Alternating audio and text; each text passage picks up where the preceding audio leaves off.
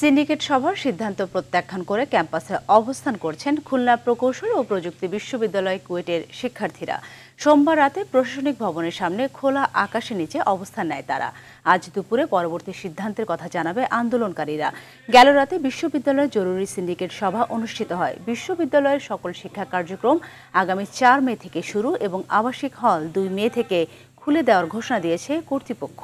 এছাড়া গেল 18 ও 19 ফেব্রুয়ারি ক্যাম্পাসে সংঘর্ষের ঘটনায় জড়িত থাকার অভিযোগে 37 জন শিক্ষার্থীকে সাময়িকভাবে বহিষ্কার করা হয়েছে। কুয়েটের public relations officer Shaheduzzaman Sheikh press বিজ্ঞপ্তিতে এ তথ্য নিশ্চিত করেন।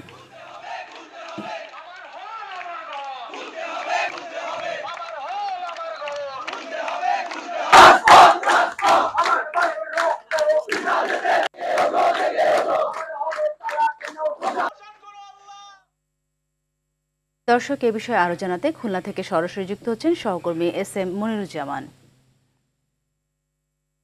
মনির, জানাবেন শিক্ষার্থীদের অবস্থান কর্মসূচির বিষয়ে সর্বশেষ কি তথ্য রয়েছে আপনার কাছে?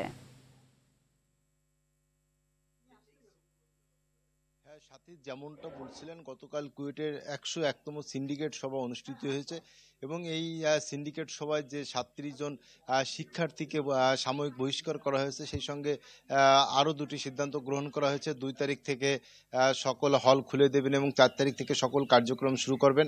অপরদিকে শিক্ষার্থীরা কিন্তু তাদের এই সিন্ডিকেট সভার যে সিদ্ধান্ত, এই সিদ্ধান্ত প্রত্যাখ্যান করেছে। প্রত্যাখ্যান করে তারা বলেছেন তাদের যে 37 জন রয়েছে তাদের মধ্যে যদি কোনো সাধারণ শিক্ষার্থী থাকে তাহলে তারা কিন্তু কর্মসূচি ঘোষণা করবেন।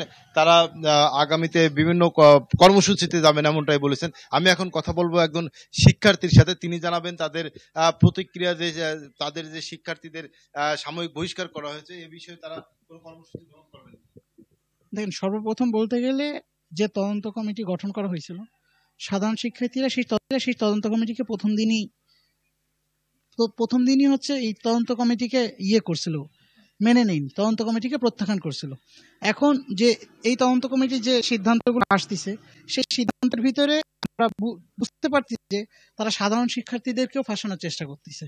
যদি একজন সাধারণ শিক্ষার্থীদেরকেও ফাঁসানোর চেষ্টা করা হয়, যারা আন্দোলন করতেছে, যারা নির্দোষ, তারা পুরো তখন হচ্ছে আমরা আরো কঠোর কর্মসূচির দিকে যাব। যেমন আজকের আমাদের 12টার দিকে মেক কুয়েট ফ্রি এগেইন এমন একটা কর্মসূচি দেওয়া হয়েছে। তো এই আমাদের 12টার দিকে দুর্বার বাংলায় আমাদের সকল শিক্ষার্থীরা আসতেছে, আর সারা বাংলাদেশেও এর জন্য আজকের বিক্ষোভ কর্মসূচি রাখা হয়েছে। হ্যাঁ, যেমনটা শুনছিলেন, শিক্ষার্থীরা তাদের এই যে সিন্ডিকেট সভার সিদ্ধান্ত, সেই সিদ্ধান্ত প্রত্যাখ্যান করেছেন এবং দুপুর 12টা থেকে তারা কিন্তু আবার নতুন কর্মসূচি ঘোষণা করবেন, এমনটাই কিন্তু তারা জানিয়েছিলেন। সাথী, এই ছিল কুয়েট ক্যাম্পাস থেকে ছাত্রদের আন্দোলনের সর্বশেষ তথ্য। অসংখ্য ধন্যবাদ আপনাকে।